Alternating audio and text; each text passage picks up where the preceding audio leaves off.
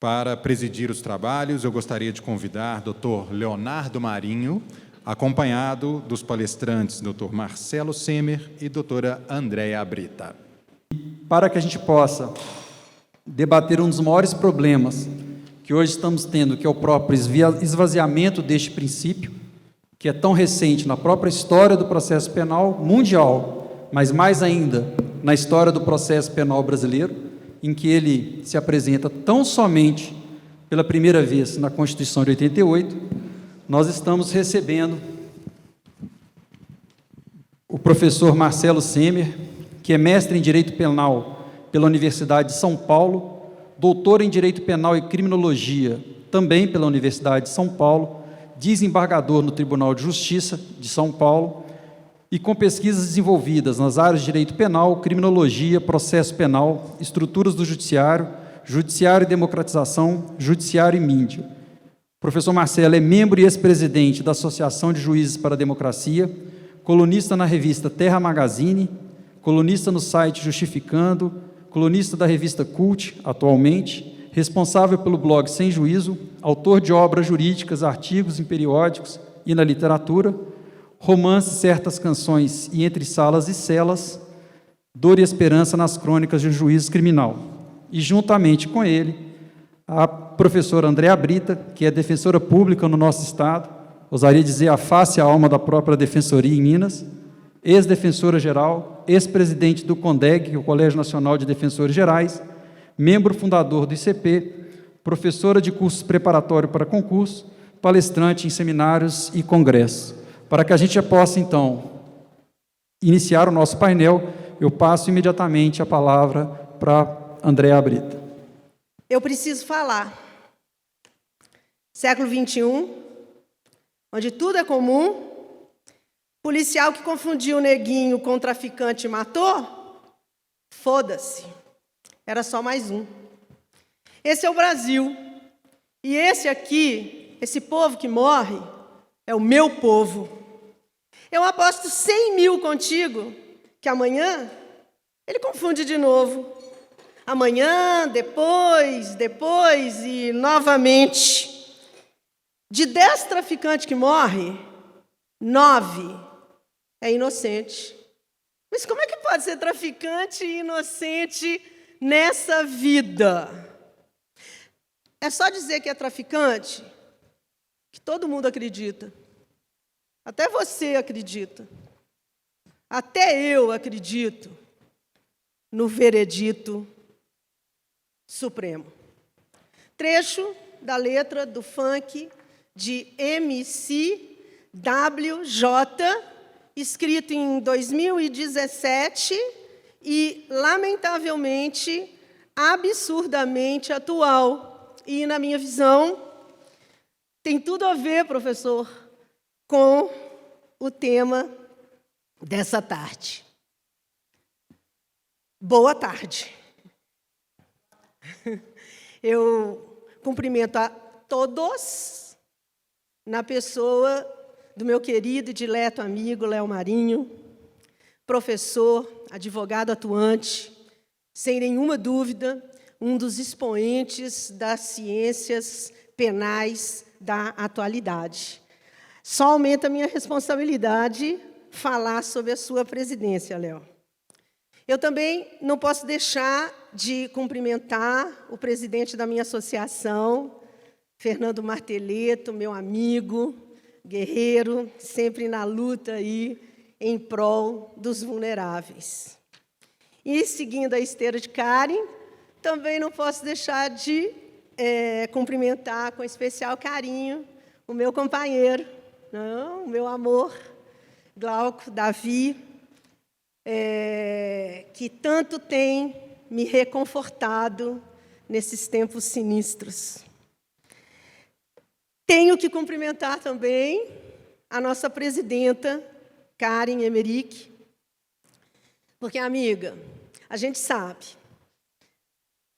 a equipe trabalhou bastante, mas a sua presidência foi decisiva para que tudo acontecesse conforme está acontecendo, lindamente. A sua suavidade, a sua coragem, o seu bom humor foram decisivos para que esse evento saísse e possibilitasse, amiga, esses diálogos tão necessários em tempos fascistas. O nosso encontro, não tenham dúvida, é um ato de subversão. Porque é natural, dos tempos de anormalidade política, que a gente resista. E falar de democracia, nesse momento, é resistir.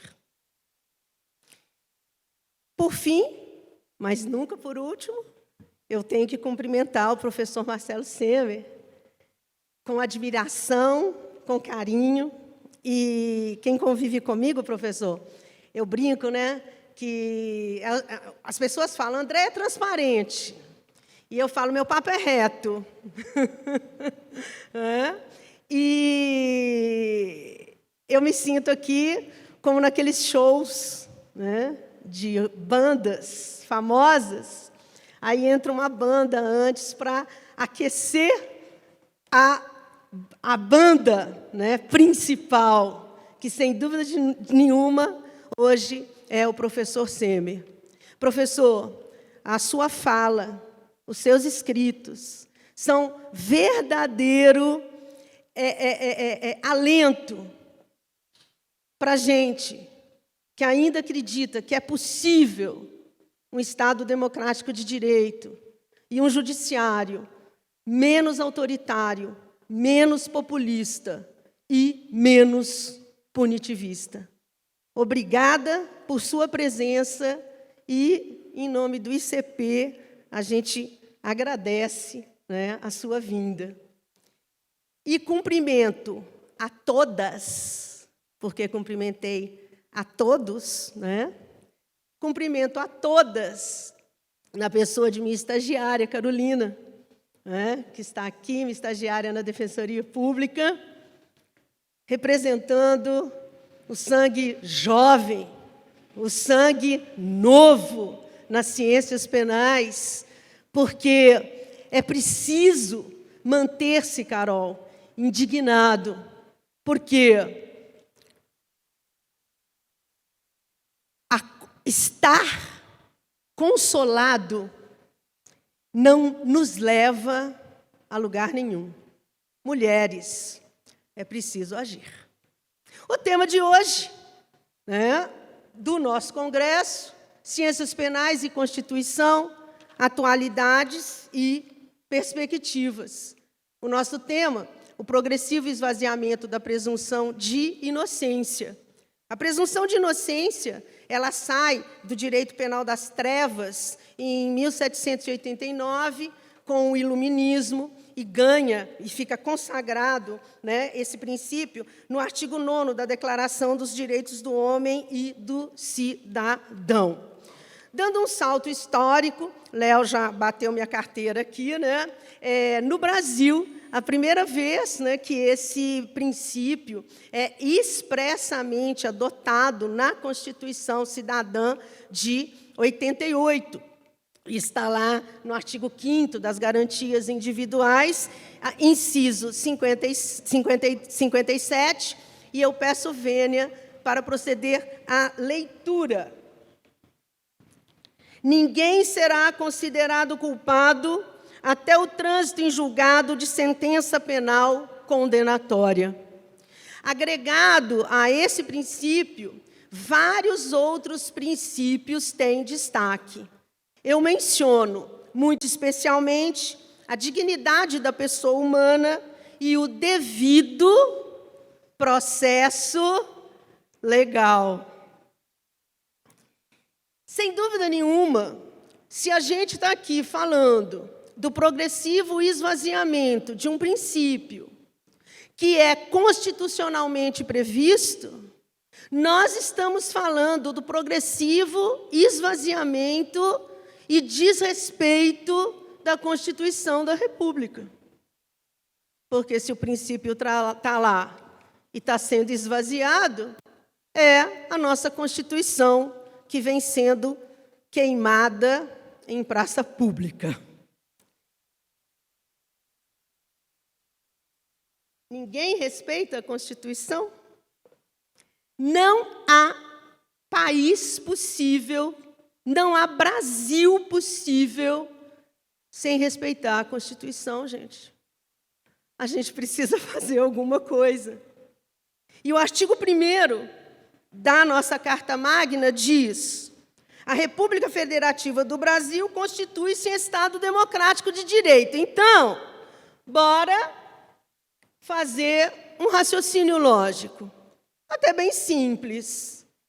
Por quê? Se princípios como a presunção de inocência, que deviam, em tese, ser resguardados pelo Poder Judiciário, no devido processo legal, estão sendo incendiados, estão sendo rasgados, estão sendo inobservados, eu estou falando da atuação do Poder Judiciário na queda, na derrota, na negação do Estado Democrático de Direito. É sobre isso. E não está tudo bem. Não está mesmo. O professor Aury Lopes traz um conceito que eu, não há necessidade de ler, mas eu quero destacar. O que é a presunção de inocência? Em largas linhas, é o direito que o indivíduo tem de ser tratado como inocente enquanto não houver a força da condenação por uma sentença transitada em julgado. Resumindo, sem dúvida nenhuma, o princípio da presunção de inocência está intrinsecamente ligado à liberdade, ao direito de liberdade. Por quê? Se nós temos prisões cautelares, e a prisão definitiva, que decorre de uma sentença transitada em julgado, e até essa sentença ser proferida, todos devem ser tratados como inocentes, eu estou falando de liberdade. Nessa esteira, nesse gancho da liberdade, eu decidi, professor Semer, falar do chão de fábrica, falar de onde eu estou todos os dias, ou pelo menos há 29 anos, que é a Defensoria Pública, aonde, e estão aí, o Fernando, o Glauco, o Rômulo, que não vão me deixar mentir. A gente resiste, a gente luta para preservar a Constituição e a gente briga, sim, para que o indivíduo seja tratado como inocente até a final sentença condenatória. E, diante dessa panorâmica, eu pontuei ou pincei 3 pontos: prisão preventiva, indúbio pro società e o princípio da insignificância. E para cada tema desse, eu vou trazer um caso concreto que a gente atuou, Carol, mostrando como que a coisa acontece. Eu não sei nos grandes escritórios, mas na Defensoria Pública, as decisões que, em regra, a gente vem enfrentando. Aí, eu sei que falo para uma plateia de convertidos, mas, se alguém aqui acha que bandido bom é bandido morto, ainda está em tempo de se retirar, porque certamente o discurso não vai agradar, você vai ficar irritado. Então, evite aborrecimentos. Começando, então, da prisão preventiva, lembrando aos colegas rapidamente que é uma prisão provisória, cautelar, o seu decreto deve ser fundamentado, né, está lá no artigo 93, inciso 9 da Constituição da República. E qual é o objetivo? Para que existe a prisão cautelar? Ela existe para tutelar o processo. Aliás, hello, né? Desculpa se quem não gosta, mas o devido processo legal, a ampla defesa e o contraditório existem para proteger quem está sendo acusado. Toda essa estrutura é para garantir um julgamento imparcial e justo. É isso, né? Os requisitos da prisão preventiva estão lá no artigo 312 do Código de Processo Penal, né, Carol? E começando de baixo para cima, a prisão preventiva, que pode ser decretada tanto na fase do inquérito e até antes da decisão, da sentença final, tem como requisitos, primeiro, deve haver prova da existência do crime e indício suficiente da autoria. E, desde 2019, essa lindeza do perigo gerado pelo estado de liberdade do imputado. Adoro isso, né?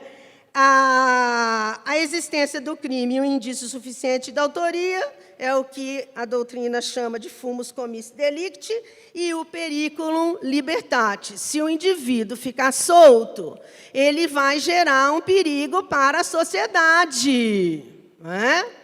Esses requisitos, eles têm que estar somados com um ou mais requisitos da primeira parte do artigo 312.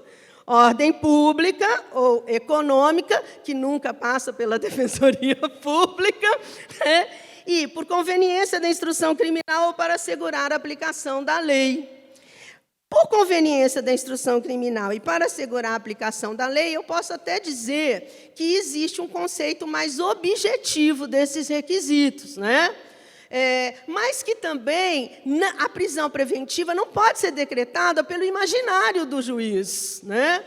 Se em liberdade, pode ser que ele venha querer fugir. Por isso, decreta preventiva, né? Para assegurar, para a conveniência da instrução criminal, sim, em liberdade, talvez ele possa vir ameaçar testemunhas, corromper a autoridade.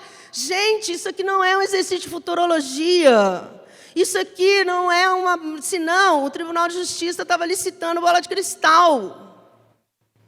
Mas, de qualquer sorte, esses dois requisitos se ligam à tutela do processo, né? Fuga, risco da perda da prova, da maculação da prova. No dia a dia, em regra, na Defensoria Pública, a gente trabalha com o fumus commissi delicti, o periculum libertatis e a garantia da ordem pública. Qual o conceito? Qual a definição de ordem pública?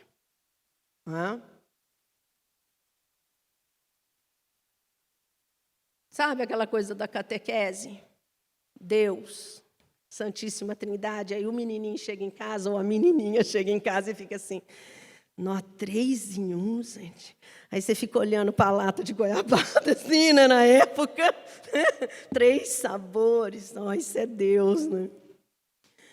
Ordem pública. O conceito de ordem pública é um conceito. Todo mundo já ouviu falar isso, né? Mas eu vou falar de novo. É um conceito vago, impreciso, indeterminado, vaporoso, e ele foi escolhido para estar aí no artigo 312 por causa disso, né? Por causa disso. Por quê? Porque o conceito de ordem pública, ele tem sua origem na Alemanha nazista, e eu não preciso nem dizer aqui que naquele momento o que eles queriam era prender todo mundo que eles desejassem prender, sem motivo. Aí qual era o motivo, Léo? Ordem pública, né? De lá para cá, continua do mesmo jeito. porque não se define ordem pública. No Brasil hoje, liga-se a ordem pública a fundamentos como indícios de que o cidadão voltará a delinquir se permanecer em liberdade. Mas eu fico pensando, né? Às vezes eu me olho no espelho e falo, mas se eu continuar em liberdade, pode ser que eu venha a delinquir, né? Porque, gente, o crime é um fenômeno social. Todo mundo que está em liberdade pode vir a cometer um crime. Isso é um absurdo. E, de novo, aqui a futurologia. Mas pode ser que ele seja reincidente. Pode ser que ele tenha praticado esse novo crime, que ele foi preso em flagrante, no cumprimento da liberdade provisória. Pode ser. Aí tudo bem, né? O cara, ele reitera, né? Ele é contumaz no crime. Mas daqui a pouco eu vou abrir aqui um slide de um caso da Defensoria. Trouxe um, porque senão, se fosse trazer todos... Paz social, a tranquilidade social. Bora acabar com o trânsito, né? Aí vai ficar todo mundo feliz, sem estresse, né? Que conceito é esse? Que eu tenho que prender, que eu tenho que enjaular o indivíduo para garantir a paz social. Há um tempo atrás, eu fiz uma sustentação oral e falei da tribuna. Os senhores estão mais em paz com a prisão desse meu assistido?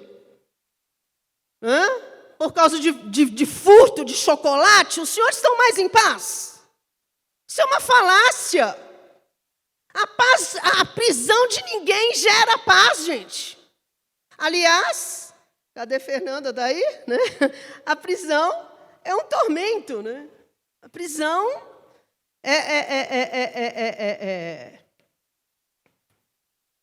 é um tormento para quem é encarcerado. Credibilidade das instituições. Eu acho sensacional, né?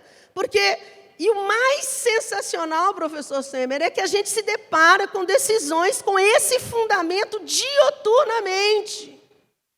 Que o indivíduo tem que estar preso para restaurar a credibilidade do judiciário.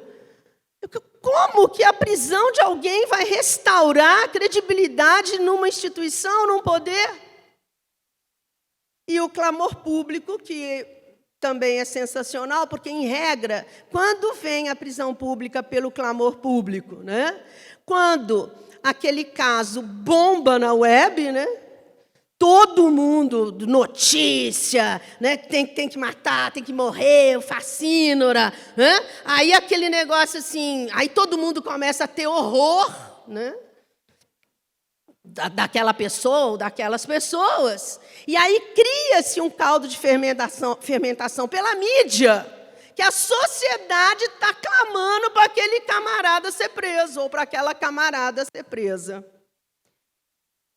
Vejam que, apesar ou em que pese esses fundamentos serem totalmente imprecisos, por mais que eu busque encontrar precisão neles, eles não garantem o processo.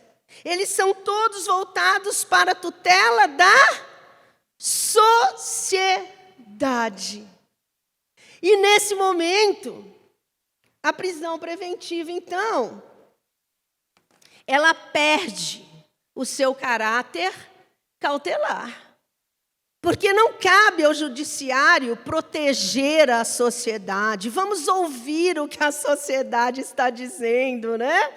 Não, o judiciário tem o papel de julgar, tem o papel, né, de prender cautelarmente, se houver razão para tanto, para a garantia do processo. E aqui, quando a preventiva, então, passa a ser decretada pela ordem pública E, em razão da periculosidade do indivíduo, então, considerando que solto é perigoso, que ele se mantenha solto, né? A questão da liberdade dele põe em risco a sociedade, então vamos prendê-lo para a garantia da ordem pública. A prisão preventiva perde o seu caráter cautelar e passa a ter perfil de pena antecipada. Estamos antecipando a pena do cara. Né? Por quê? Porque uma prisão para afastar o indivíduo da sociedade é função da decisão condenatória. Então, vamos afastá-lo, a questão, né, da cela, vamos retirá-lo do seio da sociedade, porque agora ele está condenado com trânsito em julgado. Não de uma prisão cautelar. Né? E outra coisa que tem me horrorizado muito, porque cada dia é mais difícil, né, falar desses conceitos em sala de aula, porque a gente sempre falou que o crime, né, fato típico, ilícito, culpável, aí tem a culpabilidade para fixação da pena. Né? Agora, aqui, gente, para prender, a gente trabalha com a periculosidade, que já é um drama na medida de segurança. Já é uma desgraça na medida de segurança. Né? Agora, eu tenho que trabalhar com o conceito de periculosidade também para tentar a liberdade do meu assistido, que não é louco. Ele não está correndo risco ali de pegar uma medida de segurança estrito sensu. E como que eu vou ter, e aí adorei, né, a expressão do professor Zaffaroni, né, é o exercício do periculosômetro. Porque você fala, não, isso aqui é perigoso, isso aqui não é, mas o que leva o juiz a concluir acerca da periculosidade do indivíduo? Feitas essas observações, e garantindo para os colegas que é com isso que a gente trabalha assim, todo dia, mas são centenas de recursos ordinários que a gente manda para o STJ, né, falando, essa decisão não está fundamentada. Essa decisão, né, está baseada só na periculosidade, na autoria e materialidade. Porque eu não posso fazer um exercício futurista, né, com relação ao risco à ordem pública. E aí eu destaco um caso. Sempre droga, né, gente? Defensoria Pública, assim, tem quilos de 33, mas é muito 33, né? Tráfico.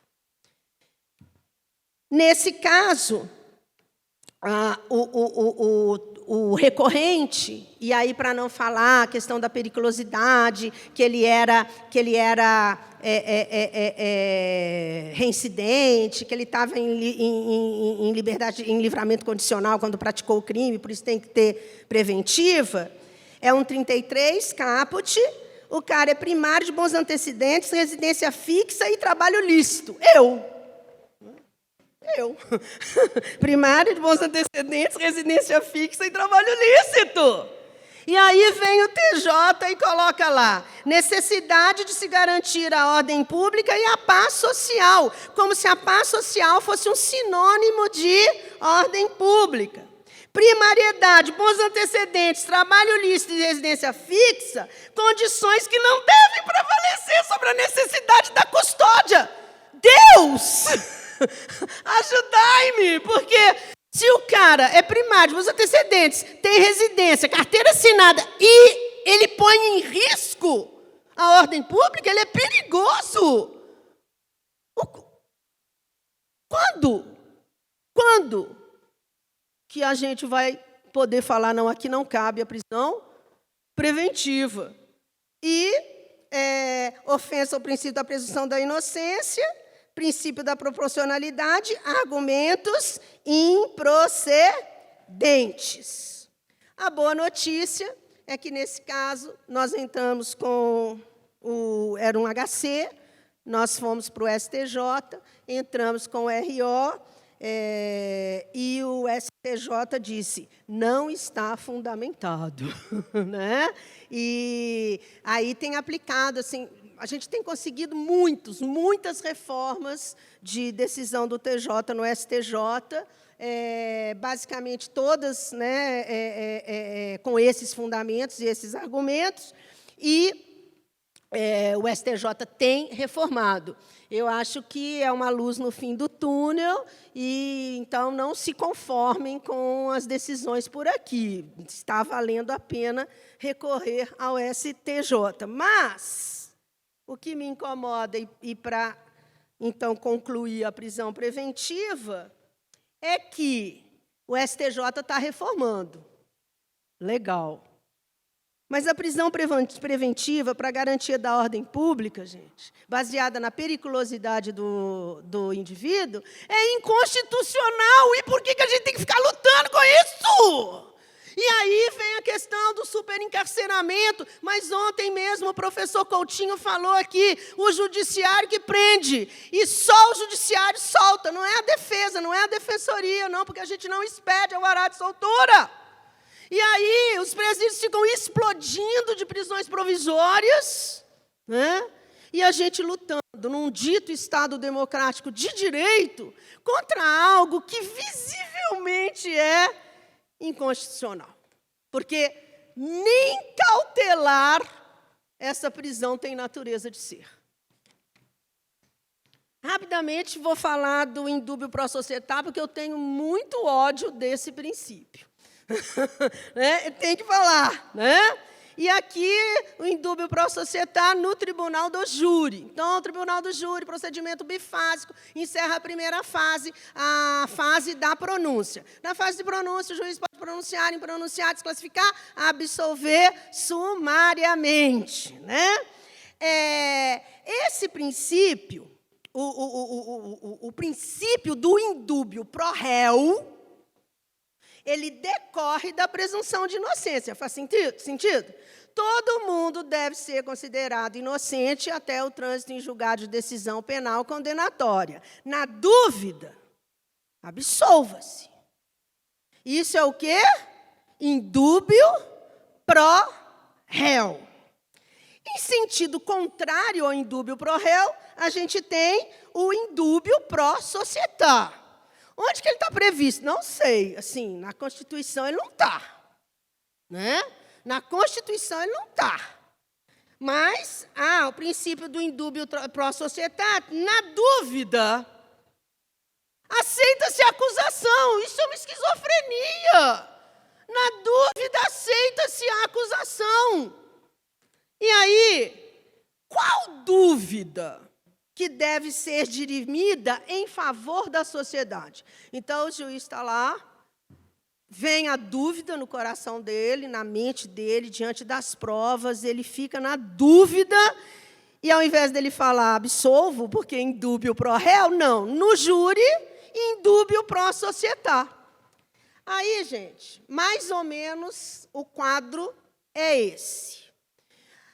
Em 1996, o posicionamento do STF era no sentido de que qualquer dúvida na fase de pronúncia deve ser decidida em prol da sociedade. Qualquer dúvida. Né? E é o verdadeiro pilatismo. Né? Lavo minhas mãos, vai para o júri, o povo que decida lá. Mas em 2002,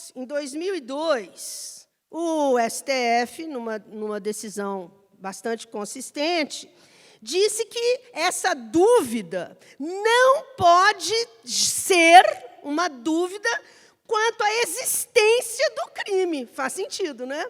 Olha, quanto à existência do crime, o juiz ele tem que absolver. Ele não pode, na fase de pronúncia, não, vão mandar para o júri para ver se teve crime ou se não teve crime. Não pode. E aí você conclui, então eu tenho que ter a certeza da materialidade e os indícios suficientes da autoria. Havendo dúvida com relação à autoria, indúbio pro societá. Não, agora fez sentido. Tá. Mas para que serve o artigo 414 do Código de Processo Penal, pelo amor de Deus? E ontem a gente viu o professor Coutinho aqui falando, gente, é só aplicar a lei. E cada vez mais as decisões de impronúncia vão raliando, vão desaparecendo, porque os juízes não decidem mais quando ele não se convence da autoria, ou quando não há prova suficiente da autoria, ao invés dele impronunciar, o que ele faz? Indúbio pro societá, vai a júri. Não é a decisão de impronúncia que está escasseando, não. É a abusiva aplicação do princípio indúbio pro societá que está suplantando o artigo 414. Para ilustrar esse caso, o número do processo está aí, para não falar, né, são processos públicos. Gente, é uma tentativa de aborto, porque aborto vai a júri. E já falei com Karen, né, que toda vez que eu pego um processo do júri, eu sinto que eu estou defendendo a mim mesma. De aborto, eu sinto que eu estou defendendo a mim mesma. Porque isso é um absurdo, isso é um machismo estrutural. Dentro do Código Penal, uma mulher sentar no banco dos réus com crime contra a vida por aborto. Pelo menos ele tinha que ser de concurso necessário. Porque a última mulher que eu tive notícia que engravidou do Divino Espírito Santo foi a senhora. Mulher não fica grávida do nada, não, gente.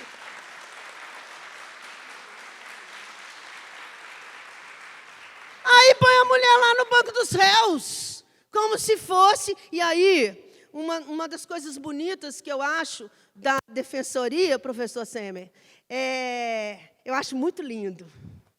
E eu falo mesmo, pelo meu assistido, eu vou mesmo, eu corro atrás, já furei cerco policial para não balear assistido, já deixaram criança para mim na secretaria, e eu falei com o juiz, estou levando para casa. Não vai levar, não. Eu falei, vou levar. Vai me denunciar? Porque deixaram menina para mim, vou levar. Ok? O que eu acho lindo na defensoria é que a gente faz a defesa pela alegria, pelo prazer, pela beleza da ampla defesa.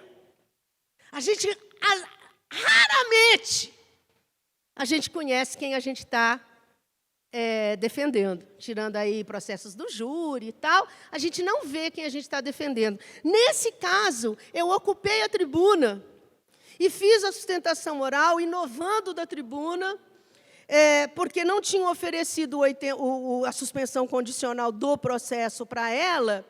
E, recentemente, tinha sido publicado esse habeas corpus do Supremo Tribunal Federal, que diz que até 3 meses o aborto seria uma conduta atípica. Foi uma prisão preventiva do estouro de uma clínica de aborto, e foi até o Barroso que deu esse voto, dizendo que até 3 meses a medicina tem demonstrado que não há formação dos encéfalos. Ora, se o conceito de morte é a falência dos encéfalos, se eu ainda não tenho encéfalo, eu não tenho vida intrauterina para tutelar.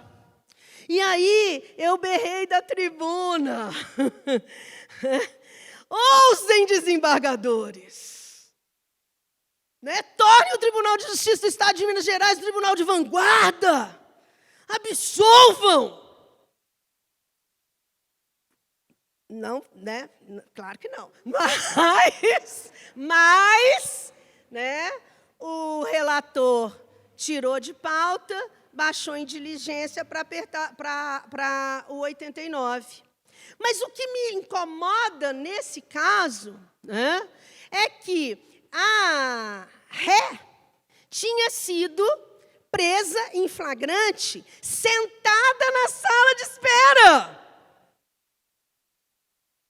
E aí o que eu falei que a gente quase nunca vê o assistido, quando eu desci da tribuna, tinha uma moça bonita com um marido e um bebê de 2 anos, a materialidade do crime material, ok?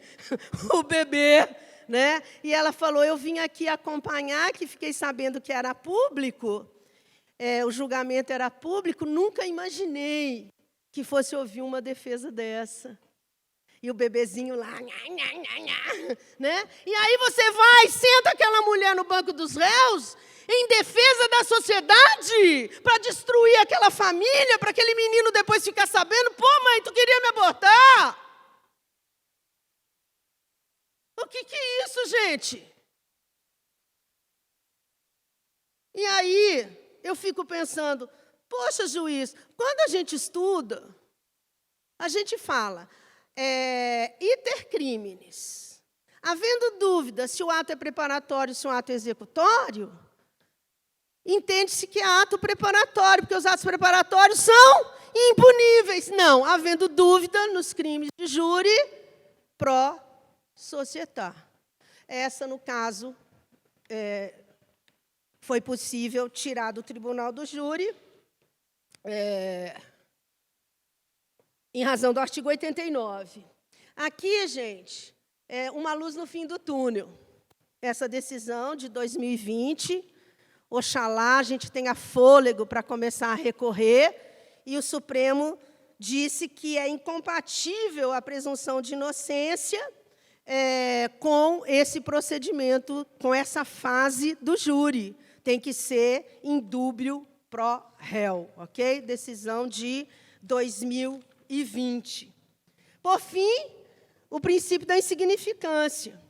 E eu não posso deixar de falar do princípio da insignificância, porque minha carreira vale em razão disso, né? Que eu fico impressionada o Estado me pagar para a gente ficar fazendo esses processos, né? O estado de inocência, ou a presunção de inocência, mas o que o princípio da insignificância tem a ver com o nosso tema?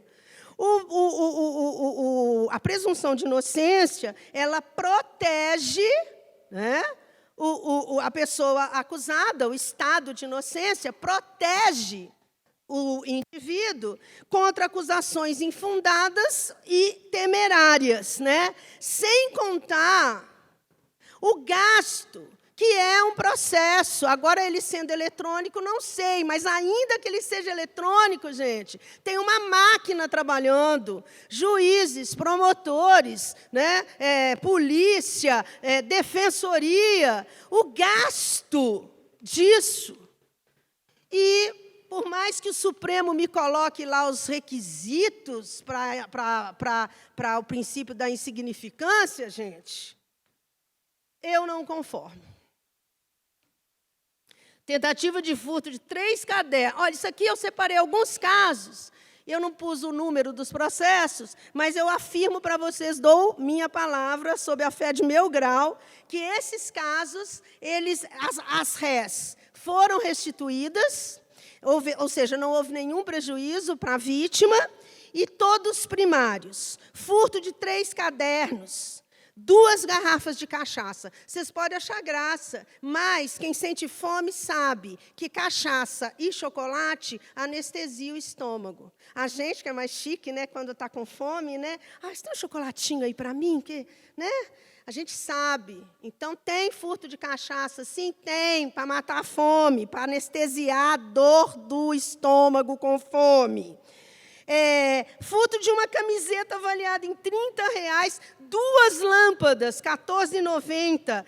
Creme dental, mas era Colgate, né, gente? Aí você tem que ver que creme, coitado, ele querendo usar, se fosse Sorriso, pelo menos, né?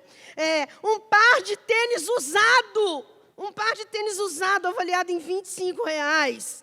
Um fardo de feijão, começou a ficar mais caro, né? R$90. 6 pacotes de café. Pus de vermelho ali, gente, um dos casos de insignificância que teve uma repercussão no STJ, que foram 2 vidros de esmalte, avaliados em R$5,50. Era esmalte Risqué, rico em proteínas, mas, pelo amor de Deus, quando chegou no STJ, o Estado já tinha gasto mais de R$7.000 com o processo. Fizeram os cálculos, o STJ que fez os cálculos. E eu pus em vermelho botijão de gás, porque tem muita subtração de botijão de gás. Mas, com o preço que lá vai o gás, eu acho melhor não mencionar mais como insignificância. Então, tá. Agora, para mim, o caso emblemático, que marcou mesmo, assim, tem marcado, ele não me sai da cabeça. O moço foi denunciado pela subtração de um machado com cabo. Um machado com cabo é um machado, ok? Porém com cabo. E um cabo de machado. Deve ter tido perícia, né, Bruno? Para ver que aquele cabo era de machado, não era de outra coisa, né? Gente, avaliado em R$20, o réu era primário, avaliação é salário mínimo, 678 na época, sentença de piso absolutória. O Ministério Público recorreu. Ô, gente! Pelo amor de Deus! O Ministério Público recorreu, o tribunal condenou, como ele era primário, reconheceu o furto privilegiado, e ó, que show! Substituiu a reclusão pela detenção, yes! É rir da minha cara. No século XXI, você aplicar o furto privilegiado e substituir reclusão por detenção é chacotear do advogado, do defensor, do condenado. Conclusão?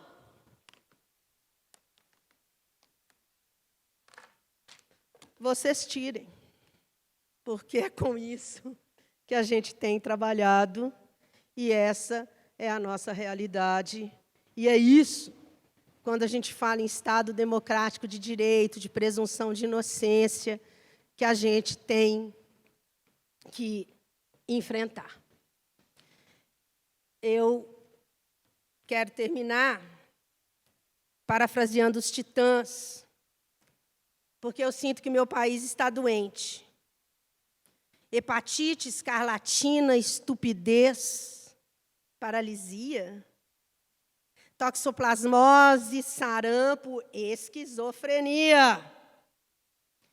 O corpo ainda pulsa. E a democracia, mesmo frágil, ainda pulsa. E se eles querem o meu sangue, eles vão ter o meu sangue, mas só no fim. Democracia sempre!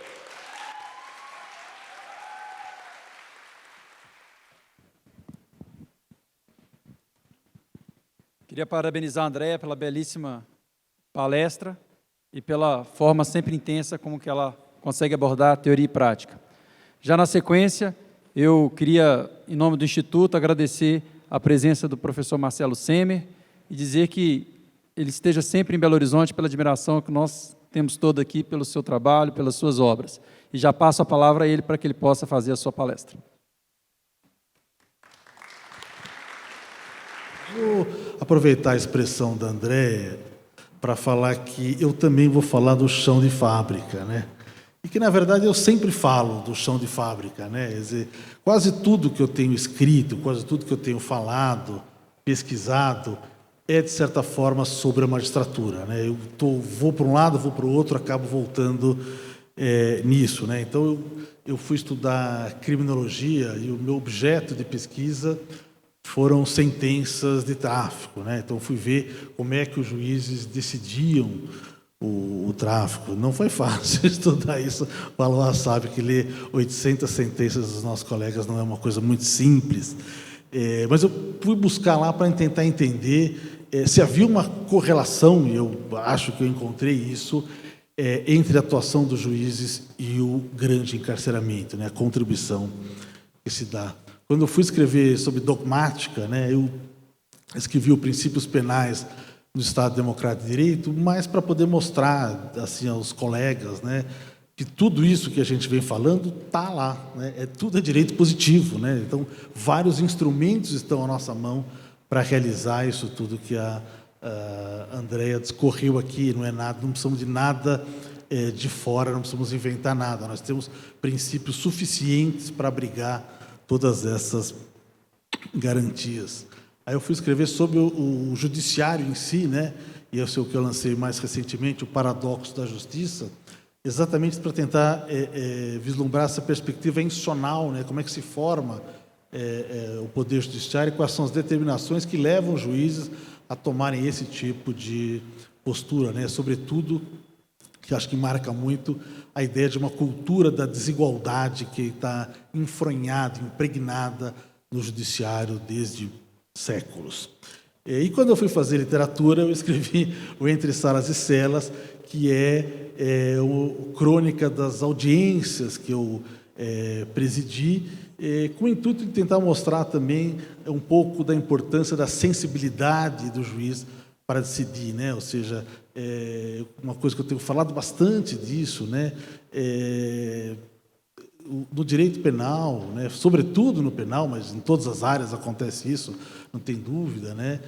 Chega uma hora que a vida bate na porta, né? Fala, opa, vamos entrar aqui nessa sala, e a gente tem que deixar a vida entrar, porque afinal de contas o que a gente faz é para isso, né? O direito é para a vida, não é a vida que tem que se encaixar dos escaninhos do direito. Há uma crônica que eu contei no Entre Salas e Celas, que é uma história que marcou muito de uma audiência, que é de uma senhora que estava em depressão. Ela liga para o marido e fala assim, bem, vem para casa que eu vou te ter uma surpresa. Ele acha um pouco estranho, né? Vai, corre para casa, chega lá, a porta está fechada, não consegue abrir de jeito nenhum. Ele chama a polícia para abrir a porta. Quando vai ver, ela está com uma garrafa de aguardente, enfim, uma arma na mão, tinha disparado. Por sorte, ela não conseguiu se atingir, né? E aí aquele relaxada geral, ufa, está viva, está bem, está ótimo, etc. e tal. E aí começa o direito penal, né? Porque ela foi denunciada por disparo de arma de fogo em local habitado. E quando eu vi isso, e a gente teve toda uma audiência para trazer, veio a família toda, eu falava, olha, a senhora tem que tomar os seus remédios, ela vinha lá com os remédios, estou tomando remédio, estou fazendo, etc. e tal. Depois eu absolvi, a promotora recorreu, eu falei, não, pelo amor de Deus, ela tem que, no mínimo, uma prestação de serviço. Eu falei, minha cara, ela tentou um suicídio, né? E eis que nós fomos surpreendidos na semana passada com uma audiência, o processo é mais antigo, mas a audiência veio agora, de uma pessoa que tentou suicídio e estava grávida, e hoje é ré de aborto, né?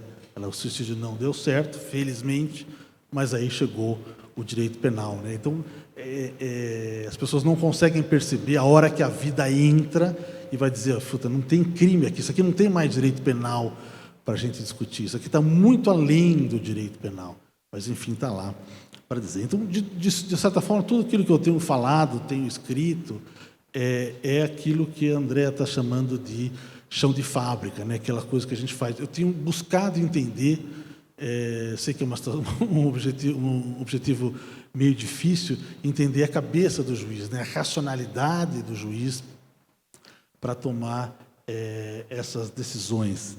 E é o que eu vim fazer aqui hoje também, né? Quer dizer, a minha ideia é, lógico, o que eu estou escrevendo agora, isso aqui vai entrar na terceira edição do Sentenciando o Tráfico, que é um estudo sobre a racionalidade punitivista dos juízes. Na verdade, é um esboço, não tem propriamente um aparato teórico. A minha ideia é justamente levar adiante isso para que outras pessoas possam completar com um arcabouço, um instrumental teórico melhor, mas para tentar chegar a um ponto de por que a gente chega nessas situações, né? Eu acho que não me parece que sejam gratuitos. E essa racionalidade jurídico-punitivista dos juízes, ela vai atentar, sobretudo, basicamente, contra a presunção de inocência. Ela vai, digamos assim, esmagar a presunção de inocência, vai tornar a presunção de inocência algo meramente retórico, que é, de certa forma, aquilo, o brado aqui que a Andréa nos trouxe aqui.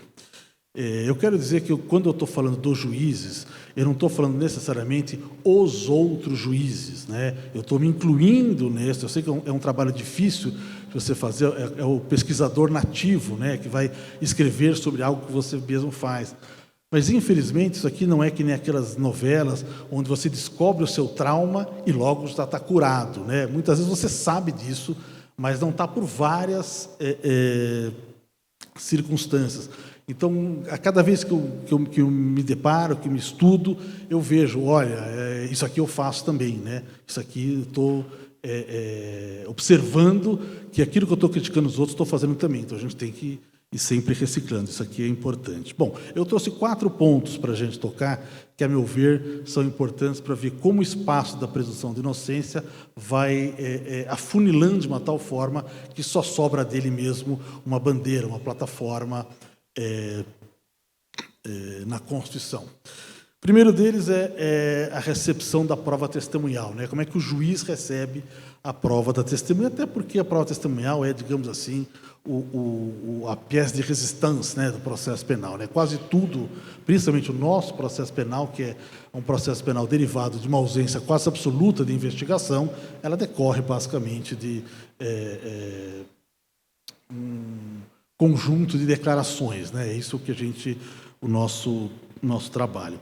E há 2 pressupostos que moldam aí a relação do juiz com a recepção das provas. Eu acho que eles juntos explicam muito como a presunção de inocência vai ficando de lado. O primeiro deles é que a prova testemunhal é fortemente hierarquizada pelo mérito, ou seja, pelo conteúdo, né?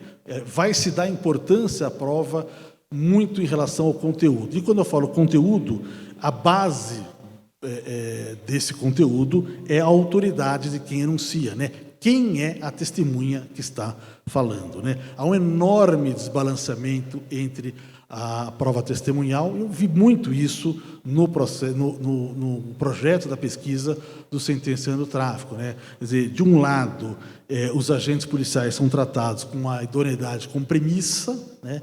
E, de outro lado, o réu e as testemunhas de defesa são tratados com a desconfiança como critério, né? Ou seja, de um lado eu tenho a presunção de veracidade, de outro lado eu tenho o direito de mentir e, portanto, eu não tenho que me incomodar muito com o que faz. E as vítimas, quando existem, via de regra, né, elas estão quase como os agentes policiais, né? Suas palavras são irrefutáveis, salvo quando as palavras são femininas, né? Aí elas têm um pouco de crédito a menos. Eu tenho, pelo menos fiz no último mês, pelo menos 2 processos aqui, o Valois vai até surpreender aí, 2 processos no qual eu fui o voto contrário, voto vencido pela condenação. É difícil. Quando eu apresentei isso, meus colegas falaram, que isso? O que está acontecendo aqui, né? Mas, coincidentemente, são 2 casos de estupro, né? E eu já tinha visto isso na época de juiz, né? No que diz respeito ao estupro, principalmente o estupro da mulher, né? Ao que diz respeito ao estupro, o conservador é muito mais liberal. As provas são frágeis, não sei o quê, há muita dúvida, não sei o quê. Nesse momento, a palavra do réu tem um pouco mais de validade. Mas, enfim, perdi em ambos os casos. Então, entre acusação e defesa, isso eu vi muito no Sentenciando o Tráfico, né? Entre acusação e defesa não tem muito espaço para dúvida, né? Porque a acusação é tida praticamente como verdade, a defesa é tida como mentira, então o espaço entre eles é muito grande. Você está fazendo uma hierarquia pelo mérito do que está sendo dito, né? E a defesa é sempre destoante do conjunto probatório. É muito interessante perceber os atos falhos dos colegas, que às vezes dizem assim, a versão da defesa está dissonante do conjunto probatório, mas ela faz parte do conjunto probatório, né? O conjunto probatório é, por natureza, dialético, né? Você tem as 2 coisas juntos, né? Então ela nunca pode fazer parte, mas é que, via de regra, o conjunto probatório mesmo, né, sobretudo nos casos de tráfico, é o policial. Esse é o conjunto probatório. Mas se, de um lado, as testemunhas são hierarquizadas pelo conteúdo, pela autoridade de quem enuncia, de outro lado, elas não são nada hierarquizadas pela forma. E isso é um outro problema. Através da noção da livre convicção motivada. Ou seja, basta a motivação para dar validade a tudo como se fosse prova. Com isso eu quero dizer o quê? Que os elementos do inquérito que são colhidos sem a presença da defesa, portanto, fora do contraditório, eles valem tanto quanto a prova em juízo, né? Embora a lei fale elementos informativos e, do outro lado, ela fale prova, o fato é que a livre convicção motivada, digamos assim, né, acaba fazendo com que os elementos sejam tão valiosos quanto as provas, ou, na verdade, mais ainda, né? Por que os elementos de inquérito podem ser mais valiosos do que o testemunho em juízo? A prova está mais próxima aos fatos, os policiais estão lembrando mais do que aconteceu, por isso há mais concordância. As testemunhas passaram a mentir depois que tiveram contato com advogados, o réu teve tempo de repensar e criar uma nova versão, etc. e tal. Com base nessas explicações, são explicações, digamos assim, de senso comum, o fato é que, em muitos casos, os juízes vão buscar, lá no inquérito, as provas que vão definir a condenação. Vamos buscar a confissão da validade extrajudicial, mesmo sem presença de defensor, né, que deveria ser indispensável. A validade da confissão informal. A validade da confissão informal é aquela espécie de confissão de ouvir dizer, né? Ele confessou, né? Ele confessou para mim, mas é uma confissão que não pode ser sindicada. Ninguém pode avaliar essa confissão, porque só o policial teria ouvido, não tem nenhum tipo de registro. E mesmo assim, em vários casos, ela vale. Semana passada estavam se discutindo no grupo de câmaras se a confissão informal, uma vez aceita e decisiva para a condenação, o que me parece um absurdo, né? Sobretudo se não teve o aviso de Miranda, ou seja, a argumentação prévia para dizer o senhor não é obrigado a responder as perguntas, porque na delegacia está lá constando, em juízo a gente faz a pergunta, mas lá no matagal onde é feita a prisão, supõe-se, né, que, pelo menos a nossa prática não diz isso. A discussão no grupo de câmaras era se, uma vez que houve condenação com base na confissão informal, ela podia ser incorporada para atenuar a pena e mudar a pena da revisão. E mesmo assim, eu não sei qual foi o resultado final, mas estava 5-5 a coisa final. Quer dizer, mesmo nessas condições.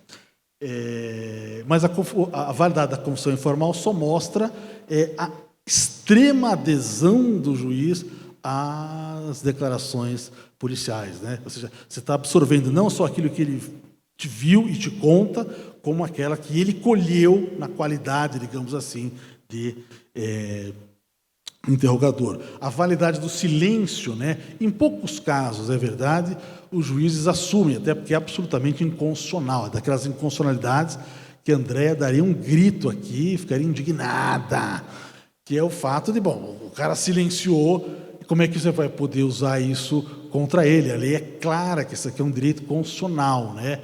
Mas aí vem aquelas fórmulas lá, né? Que o inocente jamais se cala, né? E por aí vai. A verdade é que muito poucos juízes aplicam isso ainda, porque isso claramente anula uma prova. Mas muitos vão por isso mesmo que não apliquem expressamente. Na pesquisa que eu fiz, algo em torno de 30% dos processos das sentenças condenatórias estavam também motivadas por elementos de inquérito. E é por isso que eu acho que é tão importante a questão do juiz das garantias. Nem tanto pelo fato de que, bom, a gente vai ter 2 juízes, né? Eu vou fazer uma provocação aqui ao Valois, né? O Valois falava assim, a pergunta que ele fazia era irrespondível, né? Eu falei, Marcelo, mas é difícil arrumar um juiz garantista, onde a gente vai arrumar 2 no mesmo processo? Eu falei, é verdade, não conseguimos, mas pelo menos a gente tem uma muralha da China entre o inquérito e a prova em juízo, ou seja, pelo menos a gente devolve à instrução a capacidade de produzir prova e bota isso na conta do promotor. Olha, você tem que produzir prova aqui, senão ele perde. O problema de você valer mais a prova do inquérito que a prova em juízo é que a prova do inquérito é produzida sem contraditório. Ela sequer poderia valer, né? Do ponto de vista constitucional, a gente deveria já avaliar isso. Se o contraditório e a ampla defesa são obrigatórios, eu não posso condenar alguém por algo que eu colhi antes do contraditório. Não faz sentido isso. Digamos assim, para usar uma expressão, é contraditório você, ao mesmo tempo, defender uma coisa e outra. E aí veio um projeto para mudar, isso foi em 2001, né? O artigo 155 do CPP, para dizer não posso usar os elementos informativos do inquérito para prova em juízo. como condenação. Aí, naquelas conhecidas contrabandos legislativos, alguém colocou a expressão exclusivamente, e aí destroçou totalmente. Quer dizer, eu não posso usar exclusivamente. Logo, qualquer coisa que tiver em juízo vai dar um efeito saneador, digamos assim, para essa prova. Então, o que é que eu falo que a presunção de inocência vai embora aqui?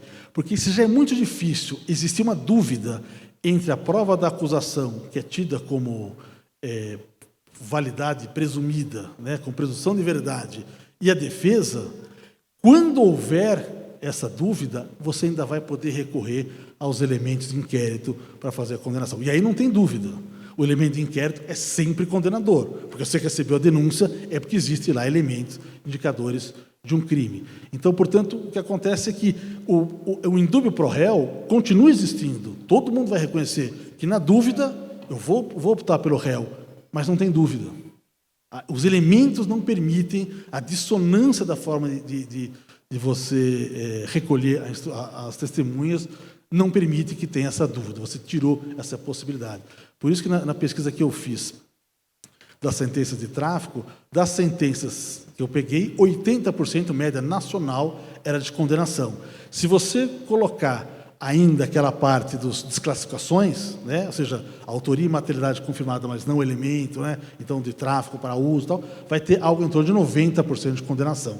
Não dá para dizer que o indúbio pro réu existe se 90% dos casos são de condenação. Alguma coisa parece estar equivocada. Isso não quer dizer assim, os juízes são sacanas, são malvados, são sádicos, etc. e tal. Lógico, tem vários que são, a gente sabe disso. Mas o fato é que há um conjunto de práticas nos quais, um conjunto de sofismas nos quais a gente vai vendo isso, né? Então, por exemplo, o usuário da droga na delegacia aponta que foi o cara que vendeu a droga. Quando ele vai ser ouvido em juízo, ele fala, não foi ele que vendeu. O que é que vale mais? Aquilo produzido em contraditório, né? Aquela aperfeiçoada prova onde todos puderam perguntar e reperguntar, ou aquilo que ninguém sabe quem participou, porque não está nem o juiz, nem o promotor, nem o advogado ou o defensor ali presente. É aquilo que vale mais. Então, essa é a questão de você hierarquizar a pessoa, o mérito, mas não hierarquizar a forma, né? O Perfecto Ibáñez, né, que foi magistrado da Corte Superior da Espanha e é um profundo conhecedor de prova, ele fala, a garantia tem que estar na qualidade e no rigor com que se produz a prova. Isso transforma uma coisa de válido por não válido, não na questão do mérito. Eu não vou conseguir terminar em 10 minutos aqui. Mas a Andréa também passou um pouquinho de tempo, então vou por aqui. A segunda questão é a gestão de provas pelo juiz, né? Isso vai se tornar mais agudo ainda quando o juiz toma para si o controle da produção de provas. E ele não toma para si porque ele resolveu, vou tomar para si. Toma para si porque é uma prática milenar, não sei milenar, mas desde que eu me conheço por gente, é isso que a gente faz. Quando a lei mudou, eu também me revoltei. Falei, que isso, eu colho a prova melhor do que todos os outros. Até entender as coisas que estão por trás dessa colheita de prova pelo juiz, esse controle de produção. Porque, ao fazer isso, o que é que está mostrando isso? O juiz assume uma responsabilidade sobre os resultados. É tipo assim, tem que fazer a prova bem feita. Por quê? Porque é o juiz que vai julgar. Então, o juiz vai produzir a prova porque a prova interessa ao juiz. E também, tipo assim, é o olho do dono que engorda o boi, né? Engorda o gado, né? Ou seja, eu vou produzir bem a prova porque sou eu que vou julgar. É como se fosse uma prova de responsabilidade dele. Mas não é responsabilidade nossa produzir a prova, é de responsabilidade das partes, né? Portanto, a gente acaba entrando nisso, se substitui muitas vezes ao Ministério Público. Quando eu comecei minha carreira, verdade seja dita, tem que dizer isso, né? Promotor ia na audiência só de vez em quando, né? Então não via. Tem até um colega meu que a gente dava aula para os juízes novos, né? O pessoal perguntava assim, mas fulano, como é que a gente faz quando o promotor não entrou ainda? Ele respondia, termina logo antes que ele chegue. Mas o fato é que a gente fazia muitas audiências, então a gente fazia é comum que a gente fizesse isso. Lógico que as atribuições que foram sendo passadas ao Ministério Público hoje inviabilizam isso. E seria absolutamente inconstitucional que isso acontecesse. Mas, da mesma forma como que a gente se substitui ao Ministério Público para produzir uma prova, porque a gente quer fazer a prova bem feita, porque eu vou julgar, a gente também obstaculiza a prova da defesa. Por quê? Porque não interessa. Eu já sei que eu vou decidir. Então, essa prova não vai mudar a minha convicção. E a gente não consegue pensar no plano da defesa. O plano da defesa pode ser a longo prazo, mas não está no nosso... Se eu estou responsável pela produção da prova, eu vou dizer, não, isso aqui não me interessa, não precisa, eu sei. Isso aqui eu não vai fazer diferença para mim, porque eu julgo. Essa é a razão pela qual o juiz não pode fazer este controle de forma tão absoluta, né? Por exemplo, o artigo 212 do CPP, até hoje o Supremo não decidiu, não bateu o martelo de que o juiz não deve fazer as perguntas iniciais. Ou todas as perguntas, né? Eu estou vendo aquelas audiências lá, vem quase todas as perguntas feitas pelo juiz. Um caso interessante que passou lá, eu, de novo, fui voto vencido, mas essa vai para o STJ, vamos ver lá, né? O STJ que tem sido o nosso... qual é a expressão que você utilizou aí?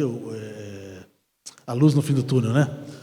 É o seguinte, um processo de instrução, daqueles processos longos, né, que acabou gerando uma condenação de 70 anos de reclusão, etc. e tal, foi todo ele conduzido pela juíza. E eu não vi exatamente todos os detalhes, mas conduzido de forma vigorosa, digamos assim. Bateu num lado, no outro, chegou no Supremo, ele foi anulado. Volta o processo e a defesa fala o seguinte, tem que tirar essa prova dos autos, porque está toda a prova produzida ilicitamente, né, ilegalmente, está aqui nos autos. E a juíza fala, não, porque o Supremo não mandou tirar.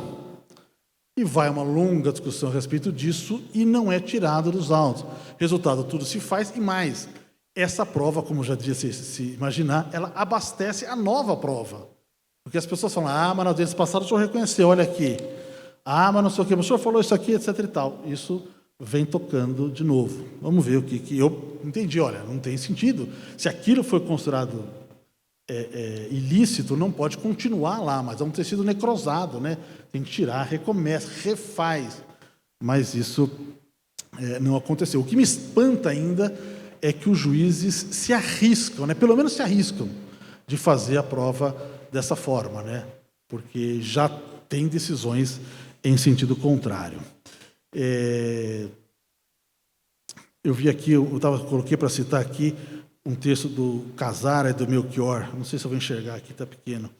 Eu sei que ele termina o seguinte, em outros termos, busca-se impedir não apenas que o julgador vista a persona do acusador de maneira aberta, mas restringir uma espécie de acordo psicológico do juiz com a acusação.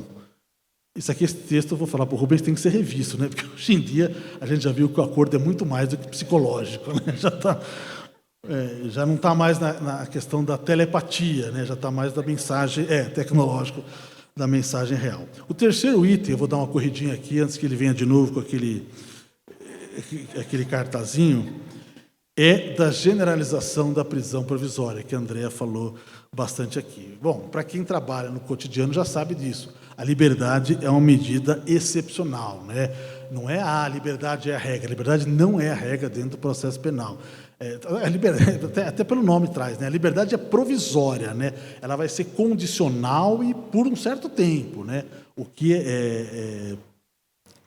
regra é a prisão. A prisão provisória é a decorrência natural do processo. Se for pegar lá as decisões de decretação de preventiva, elas já estão praticamente prontas, né? Você muda um pouquinho aqui, um pouquinho lá, já vem aquilo como uma mancha, digamos assim. O normal é a decretação da prisão. A diferença é a liberdade provisória. A ruptura na normalidade é a concessão da liberdade. Acho que tem duas coisas aqui que acabam projetando para acontecer isso. Primeiro, a ideia da prisão como prudência, né? O juiz, desde sempre, né, ele tem na sua cabeça que deve ser uma pessoa prudente, né? Até o jurisprudente, né, tem que ser uma pessoa prudente, né? Então, assim, na dúvida, o que eu faço? Deixo do jeito que está, porque já veio preso, né? Então, eu não mexo, faço isso. Essa é a regra que mais tem acontecido, né? A prisão pode servir para preservar a prova. Essa é um dos grandes fundamentos disso, né? Olha, eu vou prender porque ao sendo preso ele não vai fugir, logo pode ser reconhecido, se for necessário, e ele não vai ameaçar as testemunhas, portanto, as provas testemunhais ficam válidas. Mas quando o juiz decide assim, a gente tem que lembrar, ele está pensando somente na prova de acusação, né? Porque a prova de defesa fica muito mais difícil quando ele está preso, muitas vezes até inviabilizado, né? Ele não tem como sair atrás de testemunha, a ligação com a defensoria fica distante, etc. e tal. Então, é um mecanismo pelo qual o juiz ele arbitra. Não, tenho que garantir a prova da acusação, mas a prova da defesa não é algo que se alinha. Por quê?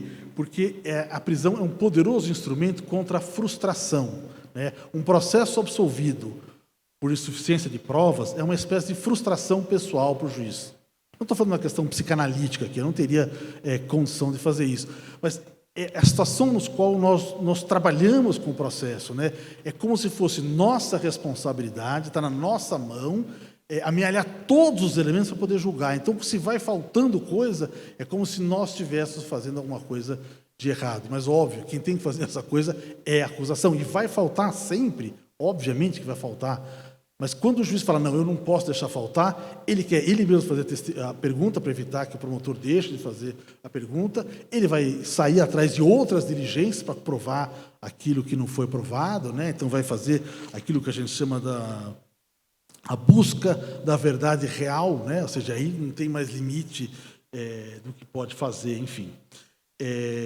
A prisão, como normalidade, um dos pontos que a gente vê isso claramente é na repulsa que os juízes tiveram ao instituto da detração. Eu tenho maior birra com relação a isso, tenho mesmo, porque eu participei das conversas que levaram à criação desse instituto, né? Na época tinha um amigo muito próximo que estava lá na Secretaria de Assuntos Legislativos, e a gente conversava, e eu dizia para ele, olha, eu quando vou, às vezes deixo preso a pessoa porque ele cometeu vários crimes, um atrás do outro, só que na hora de aplicar a sentença, eu já dou regime aberto, porque já é o tempo que ele já fez, ou dou semi-aberto. Eu chamo isso de detração analógica, né? É como se fosse, né? Acho justo isso.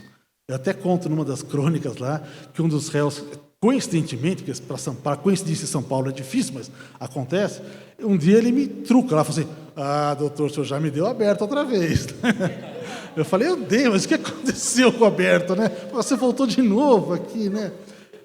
Por que eu tinha dado aberto para ele? Já era reincidente. Porque era um caso de furto, ele ficou preso, sei lá, 3, 4 meses, falou, já vou dar o aberto. Bom, isso virou lei, né? Isso entrou na detração lei. E por que isso é lei? Porque a prisão provisória é tão longa, né? Vai ficando tão longo, que a pena está sendo cumprida já. A gente não pode ignorar isso, né? Então, quando o juiz vai falar assim, o juiz da sentença tem que fazer, fixar o início do cumprimento da pena. É uma mentira, porque o início do cumprimento da pena é fechado, né? Para todo mundo. Ele vai fixar o início do cumprimento do restante da pena. Então, portanto, ele tem que fazer essa ideia. Mas é muito difícil isso. Lá na Câmara, quando eu coloco detração e faço a fundamentação, estou perdido. Se deixar assim, mais ou menos de, olha, ele já ficou muito tempo preso, vamos deixar para o semiaberto, aí passa, não está falando de detração, aí é um pouco mais fácil de passar. Mas quando você tenta, vou fazer um voto bonito, né, que os votos vão sair, não sei o que, vou botar isso, não, isso aqui não, porque isso aqui é para execução ver.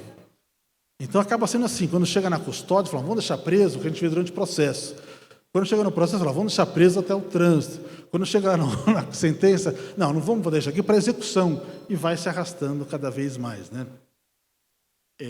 Todas as tentativas de quebrar essa inércia da prisão não deram certo, né? A prisão vai ter que ter 81 dias, senão ela é relaxada. Já foi isso há muito tempo, né? É o prazo razoável, irrazoável, e agora a pandemia, etc. e tal. Eu tenho que decretar a prisão, não posso mais botar aquele carimbo, né? Flagrante formalmente em ordem, que a gente fazia antes da lei, né? Plantão era flagrante formalmente em ordem e aguarda os autos de inquérito, né? Não, agora tem que fazer vai ser mais difícil, tem que fazer digamos assim, um carimbo de 3 páginas, né? Uma coisa grande. Só que aí o juiz que já fez aquilo, não vai soltar logo depois, porque ele acabou de fazer, já se fundamentou, e acaba sendo uma coisa contrária. 316, a cada 90 dias tem que fazer, mas é que tem aquela plaquinha, né? É proibido dançar, mas se quiser pode. Então, essa acabou, na hora que você for confrontado com a situação, isso não termina. E essa é uma situação grave, sobretudo porque é uma grande dissonância, não sei como é o Tribunal de Minas, Quer dizer, sei, vai, Minas estava na minha pesquisa também, vai, eu sei. Uma grande dissonância dos tribunais, principalmente, que eu vi, São Paulo, Minas, Rio Grande do Sul, eu não apurei Rio de Janeiro, mas os grandes tribunais, eles olham sobretudo para a sua própria jurisprudência, e não para a jurisprudência dos tribunais superiores. Resultado, há uma enorme dissonância. Então, a pessoa vai ficar presa durante todo o percurso e precisa chegar no STJ para conseguir a restritiva de direito, que já não precisa mais, porque a hora que chega lá, ele já cumpriu a pena suficiente, já está em regime aberto. Isso é só um exemplo, esgotado. Isso é só um exemplo de como a ideia da prisão em segundo grau, né, da execução imediata da pena, é absolutamente impossível. Não fosse por outros motivos principiológicos, por uma questão pragmática de que você só poderia fazer isso se os tribunais seguissem as regras dos tribunais superiores, e eles não seguem. Difícil demais fazer isso. O último ponto aqui, já que, pelo que eu li, está escrito tempo quase esgotado, né? O último ponto é sobre a excessiva valorização dos registros da vida pregressa. A importância que os antecedentes têm na decisão judicial. Primeiro, é uma importância indireta, né? Isso, para quem quer fazer pesquisa empírica, eu acho uma pesquisa interessante de fazer. Avaliação da prova do primário e do reincidente. Eu tenho a intuição de que elas são diferentes. Mesmo que você vai falar assim, não, eu só vou mexer com a reincidência na pena. Não é. Vamos botar isso no papel, você vai perceber isso. Eu vejo no caso do tráfico, muito claro, né? Então, hoje a Câmara lá, ela consegue dar restritiva, regime aberto, tal, com uma certa prodigalidade. Mas, no caso da reincidência, todo mundo é condenado por tudo. Então, acho que existe uma disparidade, né? No caso do tráfico, inclusive, tem um comando legal, né? O artigo 28, parágrafo 2º, né? Eu fiz tão pequeno que eu não enxergo aqui. Para determinar se a droga é destinável ao consumo pessoal, o juiz atenderá a natureza e a quantidade da substância apreendida, ao local e as condições que desenvolveu a ação, as circunstâncias sociais e pessoais, bem como a conduta e aos antecedentes do agente, né? Veja só que absurdo da lei dizendo, juiz, olha, se ele é usuário ou traficante, depende de saber o que ele já fez antes da vida, né? Ou seja, o fato pouco importa. E a gente vive uma recuperação daquela ideia antiga do criminoso habitual, né? Que, se a gente for olhar, ela vem lá desde Lombroso, né? Então, a ideia do reincidente específico, que voltou na lei em 98 e depois foi expandindo para quase todo o sistema, né? O reincidente específico coloca como um criminoso habitual, e foi para a progressão, e foi para o livramento, etc. E tal. Uma marca de tatuado no corpo, né? Reincidente específico. O tráfico, ele criou o privilégio desde que o réu não seja primário, né? De bons antecedentes, já não tenha maus antecedentes, e que não se dedique às atividades criminosas. Isso é uma coisa, como diria a Andréia, né? Aberta, vaga, vaporosa. E aí cabe tudo aí, né? Inclusive cabe aquilo que não coube nos antecedentes, que é inquérito, processo, etc. E tal. Agora, né? Semana passada, o STJ chegou numa repercussão geral que isso não vale, mas até isso chegar na vida das pessoas ainda vai demorar um pouquinho, né? Na lei anticrime também, como é que chama? Eu coloquei aqui a NPP, me fugiu o nome agora. Acordo, né? Acordo de não persecução penal. Se o investigado for reincidente ou se houver elementos probatórios que indiquem conduta criminal habitual, né? Ou seja, de novo, essa coisa voltando. Uma coisa que me incomoda profundamente, e infelizmente eu sou vencido nisso também, é na questão dos atos infracionais, né? Os atos infracionais utilizados para vedar o privilégio. Por quê? Porque para a reincidência não pode, para maltratância não pode, mas para vedar o privilégio, né? E contrariando as normas de Beijing, né? Que diz o seguinte: os registros dos jovens infratores não serão utilizados em processos de adultos em casos subsequentes que envolvam o mesmo infrator. Ou seja, se eu criei a Justiça da Infância e Juventude e a Justiça Criminal, é que elas não podem ter essa comunicação. Porque se eu pegar uma medida socioeducativa para transformar em antecedente, eu vou estar criando pena uma atividade infracional, indireta, posterior, mais pena. É uma violação e isso acontece de forma muito frequente. Isso é a reconstrução do direito penal do autor, né? O tempo todo a gente faz isso. Aliás, eu acho que a gente tem hoje, hoje me perguntaram, como é que é o nosso sistema penal hoje, né? Nós temos uma Constituição que é garantista, uma legislação que é o direito penal do inimigo e uma prática lombrosiana ainda, né? Uma prática que beira o racismo, né? Então elas não se conectam e aí vai dar isso que a Andréia disse aqui, né? A Constituição fica palavras ao vento que não conseguem ser atingidas. Me parece que o mais importante de tudo, né? Bom, isso vai bater também no que a Andréia falou da insignificância, né? Ou seja, como os antecedentes vão, digamos assim, invadir a seara da tipicidade, né? Porque se o fulano é reincidente, logo o crime não é insignificante. Assim, não é muito fácil de entender. A insignificância, ela perdeu na verdade, nunca ganhou, né? Esse status de exclusão de tipicidade por uma ideia de política criminal. Ou seja, eu vou dar, se a gente achar o caso de dar. O que os tribunais superiores fazem isso, e o grave disso, é que os tribunais superiores dão de vez em quando. Eles dão quando eles acham que tem que dar. Só que quando eles fazem essa jurisprudência de que eu só dou nessas circunstâncias, os tribunais dos estados não dão quando tem que dar. E fica muito difícil. Insignificância, eu diria que é o caso que eu mais tenho insucessos lá, no caso da insignificância. Pelo menos outro dia teve o caso da prisão do miojo, de não sei o que e tal. Por alguns dias eu consegui passar alguns casos. Agora vou dar isso aqui e tal. É o único momento onde a imprensa vai a favor do réu, é quando vai na questão da insignificância. Eles olham assim e falam, opa, isso aí é demais. Me parece que o juiz tem essa ideia de responsabilidade sobre o processo, ou seja, o processo é de minha responsabilidade, e é por isso que ele faz isso. Ele não faz isso porque ele é malvado, ele faz isso porque ele quer cumprir os seus deveres, embora tenha alguma dificuldade de compreendê-los, né? Ele faz isso por uma questão de prudência e segurança, embora isso não seja propriamente sua função, e é preciso um grande giro copernicano, será? Coisa do gênero, né? Que é de entender que o juiz não é não tem que mantenedor da ordem, mas tem que ser o garantidor dos direitos, né? O pessoal fala assim, essa aqui é o pessoal da lei e da ordem. Não, mas eles são muito mais da ordem do que da lei, né? E me parece que essa é a questão. O juiz não é um cumpridor da lei e da ordem. O juiz tem que garantir a lei, mesmo que disso dependa a fragilidade da ordem. A ordem não é da sua responsabilidade. Eu acho que essa questão entre lei e ordem, me parece, o juiz entender a sua correlação com isso, me parece importante. A lei existe justamente para limitar o espaço da ordem. A ordem não vai ser de qualquer forma, de qualquer maneira. Ela só vai poder ser realizada nos termos da lei. E se a polícia que realiza a ordem pública, cabe ao juiz estabelecer as limitações. Eu ia falar mais um pouquinho aqui, mas eu posso deixar para pergunta, se for o caso, mas 4 exemplos daquilo que pode ser alterado, né? Isso que eu ia colocar aqui. Em primeiro lugar, ele já está chegando perto daqui, eu estou até com receio aqui. Em primeiro lugar, a questão da palavra do policial, né?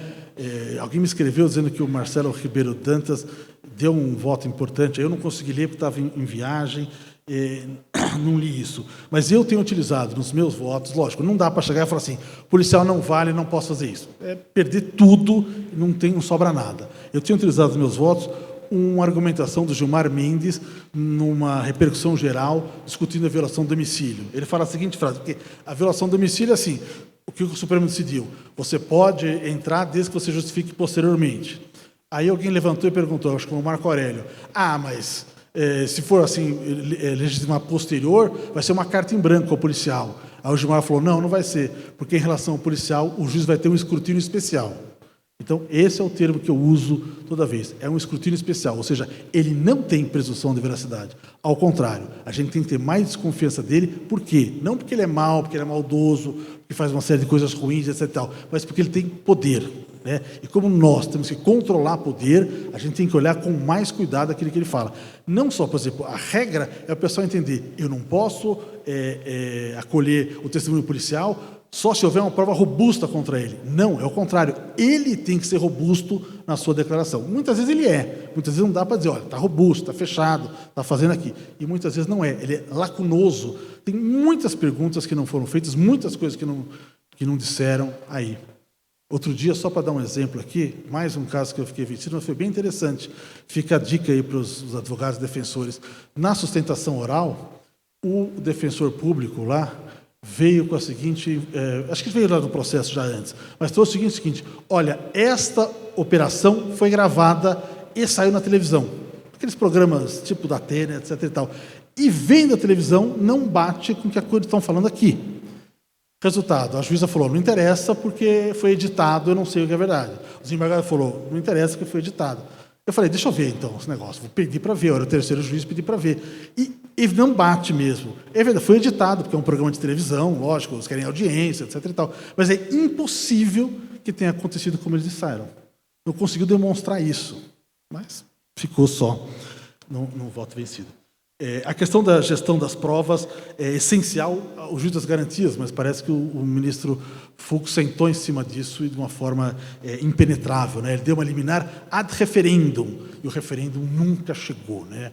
Mas, enfim, quem sabe agora espera um pouco reformatar os cargos de ministro para poder julgar, porque desse jeito já saiu o Celso de Mello e Marco Aurélio, ficou um pouco mais difícil. A questão do reconhecimento pessoal. Essas questões estão sendo levantadas, sobretudo, pela 6ª turma do STJ. A questão do reconhecimento pessoal. Qual é a regra? O artigo 226. O artigo 226 diz como é que você tem que fazer o reconhecimento. Manda o cara falar antes, descrever antes a pessoa. Manda ele colocar várias pessoas similares, etc. e tal. Isso desde a polícia. Isso aconteceu em juízo? Também em juízo. Resultado. Mas a lei fala que é só se for possível. Portanto, ninguém faz. De novo, aquela plaquinha, né? É proibido, mas se quiser, pode. E resultado, é sempre possível e eles não fazem nem um pouco, né? Essa foi uma glória lá. Teve um caso de uma revisão criminal que a gente anulou, foi voto divergente vencedor em relação a isso. Que eu falei, não tem sequer o ato de reconhecimento aqui. E nada daqui adiante vai lá. Então, está ilegal o 226 e o 155, está baseado num ato que não existe. Por quê? Porque quando a vítima foi em juízo, ela falou, tenho medo, não quero. Tipo, Juma, né? Não quero, vou embora. Aí o juiz falou, então tá bom, então fica tranquilo. Resultado, não teve. Esse é o único caso que foi dividido, mas deu a revisão criminal. Violação de domicílio, qual é a questão levada lá pelo STJ? Primeiro que não deveria ser em todo flagrante, né? Liberdade todo flagrante. Só o flagrante que você não pode conter, né? Porque a própria lei já permite que certos flagrantes a polícia segure para fazer no melhor momento. Mas, fundamentalmente, a questão do consentimento do morador. O que é que acontece hoje? A polícia fala, o morador consentiu. Ele fala, não consenti. Quem tem a primazia? O policial. Mas está errado. Isso que o Schietti fala no seu voto. Está errado por quê? Está errado porque tem que fazer a prova. A prova disso também compete à acusação. Por isso que ele fala, deve ter uma coisa escrita, estou permitindo, ou, de preferência, gravada. Isso saiu no acordo do STJ. Todo mundo tem que fazer a gravação da violação do domicílio. Mas o Alexandre de Moraes deu em decisão monocrática, várias monocráticas do Schietti, ele jogou para fora. E a última questão, que é uma questão mais recente aqui, que eu acabei de perder, fiquei meio chateado com isso, a questão das buscas pessoais, né? Que é uma outra questão que a gente nunca discutiu, confesso, nunca entrei nisso. Depois desse acordo do STJ, estamos indo com um pouco mais de calma, quer saber o seguinte, na hora que o policial foi fazer a busca, havia de fato alguma suspeita crível em relação a isso, que ele estivesse com armas, drogas ou instrumentos de crime, como fala a lei. E eu peguei um dos casos e falei, não tem nada aqui. O policial diz o seguinte, a viatura chegou, ele levantou e começou a andar. Bom, se a viatura for prender todo mundo, foi abordar todo mundo que levanta e começa a andar, não vai ter jeito, né? Bom, de fato, encontraram droga com fulano, mas ele falou, lá para trás, voltando para trás. O acordo do revisor, que acabou prevalecendo, diz que, como é que é aqui? Eu era arauto da vitimização do infrator. Pessoas que enxergam juízes, promotores e policiais como facínoras, etc. e tal. Que acham que calcada uma indevida associação de causa e efeito com base em estatísticas discutíveis que podem nos levar a erro de dedução. Essas estatísticas dedutíveis são um volume gigantesco de material científico de que os policiais abordam muito mais os pretos do que os brancos. Isso aqui é de forma expressiva. Mas, como nós estamos na época do negacionismo, também a seletividade penal foi levada a isso. Gente, desculpa pelo tempo a mais que eu tive, e é isso. Eu não esqueci de saudar o Léo Marinho aqui, mais outro Léo, né? São vários Leonardos aqui, acabei esquecendo. Obrigado por tudo.